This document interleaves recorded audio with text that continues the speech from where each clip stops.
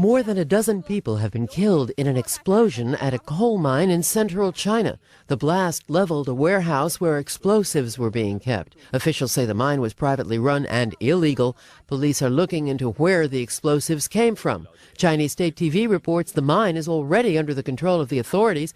Investigators are now looking for its owners. The incident comes 2 months after a February blast at a mine in northern China left 77 people dead. Sophia Manos, The Associated Press.